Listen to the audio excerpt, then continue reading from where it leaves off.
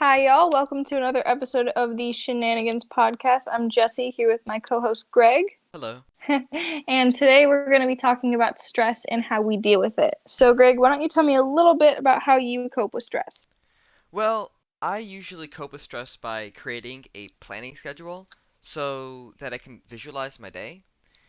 Usually, when you have like a lot of things to do, it's best to structure it in a list so that your brain realizes that, oh, okay, well, this is doable, rather than, oh crap, how on earth am I supposed to get all of this done?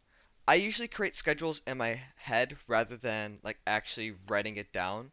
I know that sounds weird, but I really haven't had that. I haven't been fond of planners in my life that much. I usually Wow, just yeah. When too I good for paper. I see. yeah, too big brain for this. Okay, all right, got it. Exactly, yeah.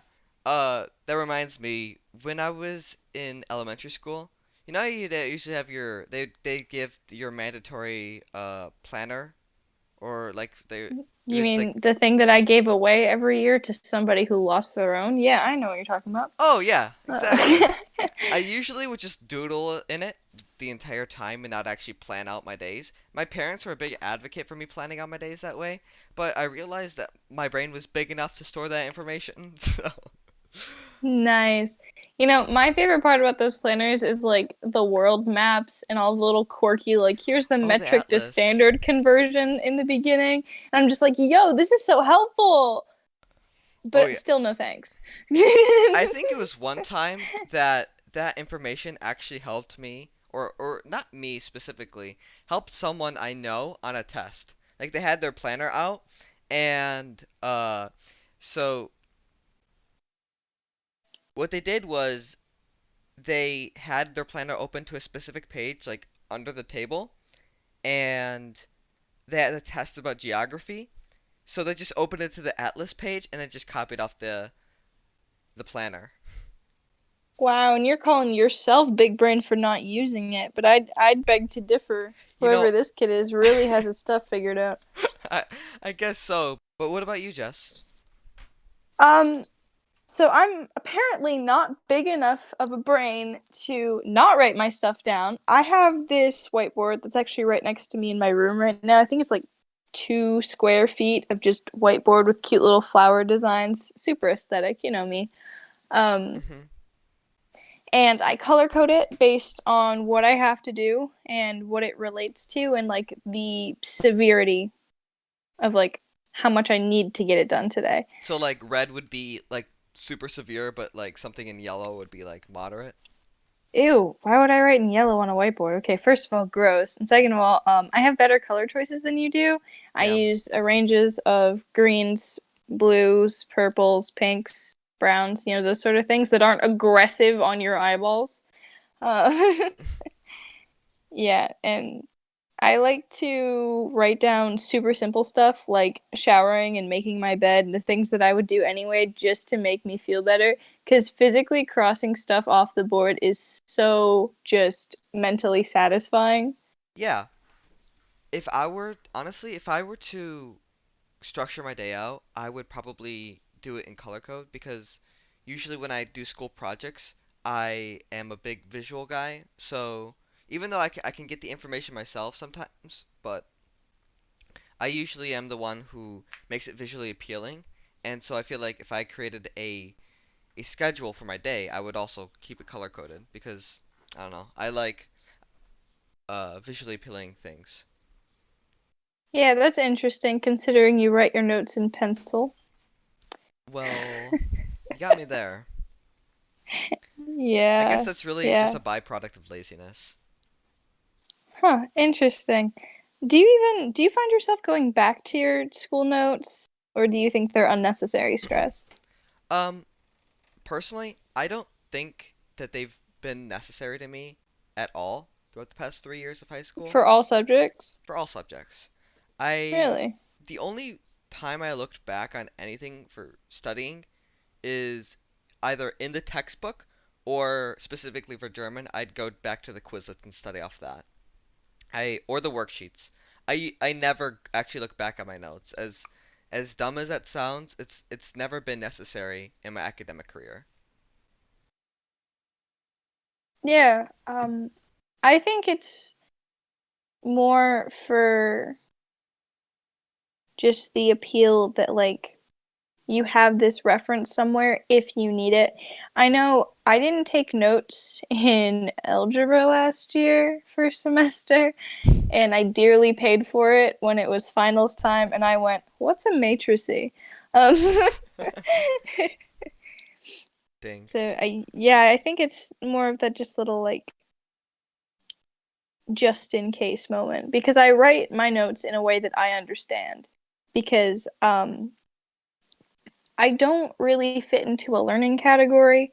I don't learn well auditorily. You can like say a bunch of things to me that probably make sense to everybody else, and I'll go, "What?" Um, and visually, it really depends on if it's like organized in an effective way, like that's tailored to me, which is super specific. So yeah, like my notes are the only way that fit the way that I learn because I make them, which is so that sounds so pretentious, but it works. I mean, don't we all? I mean, everyone would write their notes in the way they would understand it. You're just dumb if you don't write the notes in like a foreign language. Like, it's Well, yeah, for sure. It's just that I struggle to learn um, without them. mm, Like I get so used to writing things in a way that I understand that without taking those notes and like actually having to comprehend and morph the material into something that I can comprehend and understand, that I just end up like, oh, okay, we are not doing this. yeah. Honestly, I probably am gonna rely on notes more in college because in college it's structured where you have a lecture every time and you just keep on having lectures. It's not like you have a bunch of tests and then your final. It's just lectures and then your final. So that's when I'm actually gonna have to rely on our notes. And I appreciate our school for giving us practice taking notes because we're gonna really need that for college. So it's basically just like college skills and stuff. I'm not confident that every college class follows that procedure, but I do understand what you're saying. Yeah. Yeah, I'm excited to have the opportunity to like go to college and experience that for myself. And I think our school's doing a great job of giving us a ton of stress now so that it feels easier later. Yeah, that's basically our school at this point. It's just here's we're gonna instead of having stress evenly throughout your life, we're gonna just say, hey, how about just have a lot of stress in the first 4 years, and then you won't have to deal with it later. Yeah, I developed a bad habit during especially the online learning Yeah. where I would do everything I loved first, no matter when it was due. So all of my Spanish and lit and like yearbook stuff would be done Monday, Tuesday during online learning, and then I'd wait till like the night before for math and physics and like all the STEM classes I didn't want to do. Oh, and history, I'd wait till like Sunday. Something I discovered this year is that a lot of people already knew or had a general idea of the content we'd be going into because we're all from different schools. But um, I didn't. I've never studied either of the world wars before or world history in a broad view other than what we did in ninth grade, which was basically just Africa and imperialism, which is important, but it wasn't what we were learning this year. And because of that, I appreciated what our teacher did with the different ways of learning that he gave us. He'd start with notes, which were kind of dense and miserable, but necessary, and go to like videos and presentations and stuff. And he uses such a wide range of teaching techniques that it's almost impossible like to have it not click. Like yeah, it becomes tiresome at some point because you're like, okay, I got it. We can stop now. But other people might not. So So then would you say I can that see both sides. yeah, I guess my question would be, would you say that how it was structured was extremely effective for you, or would you have any were you did you dislike anything about the structure? Well, obviously, I don't like doing homework. Duh. So Who I'm never going to does? be completely satisfied until my romanticized idea of high school, knowing everything by the time the bell rings at the end of the day, comes true. So, with that in mind, I think it was generally effective as a teaching method or methods. I liked the wide range of just, I guess, learning applications used. Yeah, I'd agree. I didn't have a trouble with history. I just for me, I was speaking from other people's perspectives rather than mine because I didn't really feel much stress from history because I usually since I knew most of the content, I flew by in the notes and I was like, oh, okay, well, they're going to be talking about this event and then this is going to happen, etc., etc. I just heard from other people that um, that they've been stressed out by history and they felt like it could have been condensed down because they just felt there was so much busy work for them. But Yeah, I understand the point of homework. I understand that you can't fit everything into one day, but man, I wish you could. I really wish you could. Doing homework is such a chore. it is, and that's where most actually I feel like that's where yeah most of our stress comes from at least school wise Well, with I'm homework. not so sure about that. Speak for yourself there. Like, it doesn't add to my stress. It's just actually until high school, I never had to study for anything.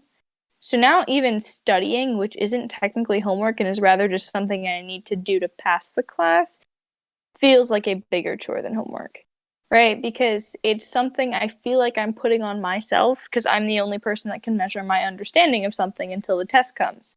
So I have to do this thing that isn't technically mandatory, and it kind of beats me up inside. It goes, "Oh, Damn. okay, so you don't have to do this, but if you want to pass." Kind of like that guilt trip that parents do, just like, oh, if you want to go out this weekend, you should probably clean your room, but you don't have to. You know what I'm talking Yeah, yeah, I get your about? point. Honestly, don't get me wrong.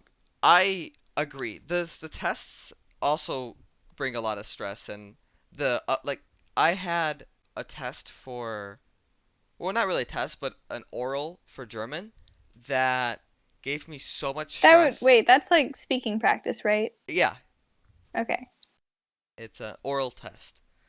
got Um, it. and it was my grade was uh right under like well it was on the line of a 93 and a 92, so I had to get an A on that test and it was the last thing gonna be put in the grade book, so it was all the stress was put on that one specific assignment and I did it, which was not only so much amount of stress but the grade wasn't put in until a week and a half after. So I was literally paranoid. Like I was paranoid because I kept on checking Power School and kept on refreshing every like hour to see if the test was put in. And it wasn't until I got results back that I could finally relax and you know calm down. See, that's one thing that I wish I was better at. There's this whole like, I don't know if it's a proverb or saying or whatever, just that you shouldn't worry about things that aren't in your control. And like, I wish I was better about that. But I get this little bug in my head going, well, what about this? You haven't thought about this in a minute. What if that goes wrong? Like, okay, excuse you. That's not up to me. Leave me alone. You know what I'm talking about? Yeah. Um, I feel like I have no control over those kind of things sometimes, and I wish I did. I'm in the same boat as you. If something is already set in stone, but I don't know about it, and I really want to see what's gonna happen, how the thing's gonna play through, I'm literally gonna stress out about it like the entire time until it happens. I Okay. wish that wasn't a thing, but it just happens, I guess. So if you had to find a way to combat that and like make it stop or make it easier, what would you do? Honestly, I'd play video games. Oh, It's this sounds like avoidance. it might be, yeah. I mean, if I can't do anything about it, I'd have to figure out something to keep my mind off of it and stop being stressed. So I guess I would Okay. just play video games and have fun with my friends, and rather than think about that and get stressed over it. Stress over something I have no control over. Okay, So but at what point does like distractions like that become more of a detriment than an effective coping mechanism? I believe it becomes a detriment when you do have control over it, or when you should be doing something at that point.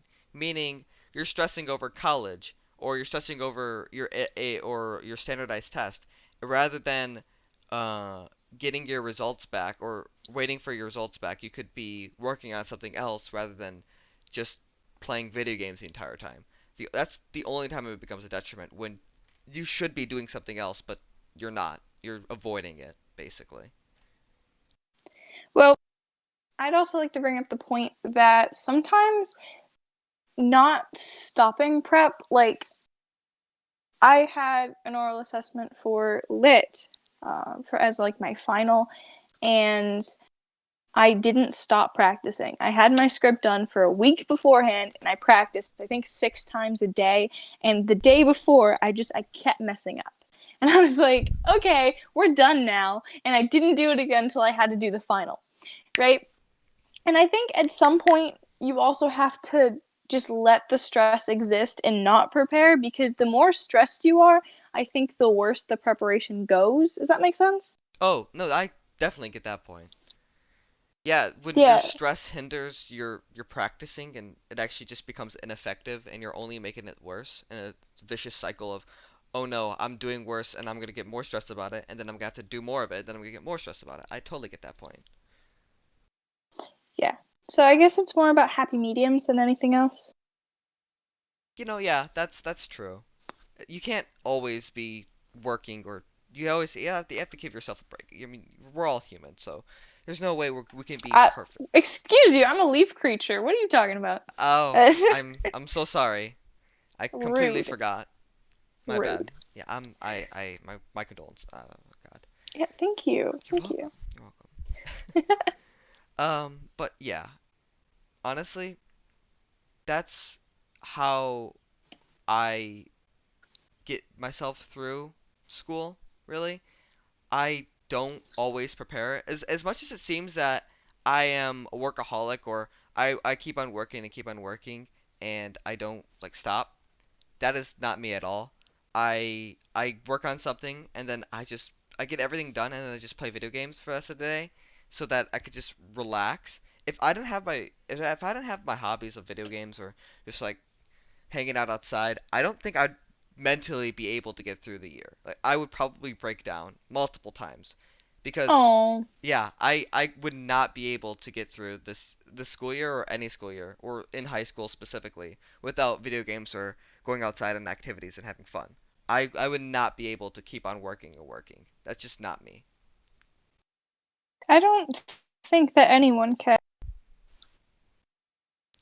Well, to the extent that obviously it's not going to be like your entire day is all work. I feel like I have to have no matter if I have a significant portion of my day filled up with work, I have to have a stress reliever somewhere in that day. Otherwise, I'm just going to go bed like with my eyes open thinking about, "Oh my God, I did nothing today but work and I hate it." Um, Oh, see, I often find myself in the opposite. I never get mad at myself for being too productive, but I get mad at myself for not being productive enough. Um, which is weird because I struggle to set expectations for myself. Like I mentioned to Greg before we started recording that I've been power washing around my house for the past week, and I was like, "Yo, I can do this in one day," not realizing that I have a deck and a pool deck and two sidewalks and cement and the side of the house. oh yeah. And it became something physically impossible, to which I saw as personal failure, and I was like, okay, okay, Jesse, hold on, that was physically impossible, stop being mad at yourself for that. And it actually took me thinking about it to like not be angry about not doing something that I couldn't do. Yeah, honestly. Weird, right? Yeah, I wonder. I'll think about that one. No, but in all seriousness though, I have the same problem. Sometimes I set too high expectations of myself, and I'm like, okay, Greg, you have to do all of this. You have to do all of your homework today, so then you have the rest of the week off. And I'm like, wait a minute. I have so much to do, and sometimes the classes don't even assign the work, specifically in quarantine. I'm talking about. Mhm. where they would assign work only on Wednesdays or Thursdays, and I'm like, wait a minute, how's that physically possible that I'd get everything done? And so I'd have to, Okay. hmm. Well, obviously you're supposed to read their brains and get the homework assignment early. I don't know where the disconnect is. Why didn't you just do that? Well, you see, my telepathy has been acting up lately, so it's really not been working. Uh, Dude, what is it? Some kind of internet? I'm confused. yeah, it has 5G, but since the 5G towers haven't been up yet, it's kind of been, malfunctioning. So I don't know. It's all whack. But yeah. Personally, throughout my life, I've set high expectations for myself. So you know how the saying goes, like if you set low expectations, you don't have to have stress, or you won't have to deal with um Anxiety of not doing like enough because it's the minimum. yeah, Yeah. exactly. So I've always had my parents and everyone around me say, like, I'd always have I would set high expectations myself in front of them so that they would think that, okay, Greg, well, if you get an A in this class, it's nothing. Oh God, you want a pat on your head, like, or a cookie? Like, I You want a cookie first? you want a cookie? Yeah. So I guess those high expectations sometimes can get a little overboard, and sometimes I have to realize that, hey, it's physically impossible for me to do this, so I can just relax about it, or I can just relax my schedule and just take a few deep breaths about it, you know? Mm. Yeah, got it. And you bring up an interesting point with like the idea of like the parent pat on the head thing because a lot of this expectation to do everything all at once and like get all your work done on Monday or do everything in one run comes, at least for me, from a sense of like I need I need this much to be proud of myself. I'm trying to almost like stick a number on my self pride, which is interesting. I don't think I'm alone in that either. It's also really intriguing to me that success, like both of us, and correct me if I'm wrong, Greg, grew up as somewhat of like wonder kids. Like I was in the top of my class at my old middle school, and I'm sure you were somewhere around there Oh yeah. in your own. Yeah. So I went through school like top 10, top 5, something like that, with just the expectation that I would stay there and do that, like no matter how much work it took. I got to high school, got harder, didn't quite stay there, and then I went, oh, this is what it feels like to fail, even though it wasn't failure. You see, in my family, failure was not an option, so I couldn't get rid of Okay, that. but That's what is considered failure? um that's a good question. Um Because I got my first, bear with me guys, A minus oh in freshman year. oh my gosh. And I saw that as utter defeat. And I think it was in geometry too, which I suck at math. Math is the hardest thing for me to do because I guess lack the attention span for it. It's not that I can't figure it out. I just don't want to put the time in. I think a lot of it has to do with laziness now that I'm thinking about it. But anyways, not the point. You realize that laziness is a big factor in most people's failures. Well, yeah, you're not wrong. But it was interesting because my parents were like, "Okay, it's an A minus. What do you mean?" Yes, and I'm like, "That means I failed, mom. What do you mean? How do you not know this? Like some high school code just determined that I was insignificant and inefficient, right?" Yeah. So that kind of like slapped me in the face. Like, oh, okay, apparently everyone else doesn't have the same expectations for me that I have for myself, which makes me think that I create most of my own stress. Uh, yeah, no, that's completely true. We create our own stress, and that's the reason why. Like, my dad used to say, Greg, you can't be mad about some. You are the reason why you're mad about something. You're not mad about something because that something like physically like force you to be mad, but you're mad because your ideals or you're physically making yourself mad at that something. Or that same thing goes with stress. You choose what you're stressed about, and you create your own stress, not knowing that you actually are in control of it. And there's certain like ways that we've been talking about actually in this podcast where you can, use breathing techniques, creating schedules, stuff like that to reduce your stress. And you realize that it's not so inevitable that you're going to be stressed about something that seems daunting at first. And I feel like that kind of philosophy has helped me throughout these 3 years. Yeah, for sure. Like every time I get upset or mad at something, my immediate thought is, okay, you're the one getting mad. You're the one getting sad. You better watch it. This is absolutely positively your fault because you are in control of your emotions. And this doesn't apply with everything, obviously, but like, like little things like, ooh, that test grade not so cute. I'd be like, wow, Jesse, what the heck? And I'll be mad. And I'll be like, okay. Or I could fix it. Hear me out, self. Get a better grade next time. Yeah, exactly. And I think with that sentiment, I think that's where we conclude our ninth edition of the Shenanigans podcast. Oh, me yelling at myself for a bad grade? Brilliant, Greg. Fantastic timing. I was thinking about the good takeaway of, hey, if even if you fail, you could do better next time. But that too. You have Um, the opportunity to start over. Yeah, for sure. I'm just messing with you. yeah, that's alright. But yeah, tune in next time, next Friday, 3 p.m., and we will be there. So that's about it. Bye. Bye bye.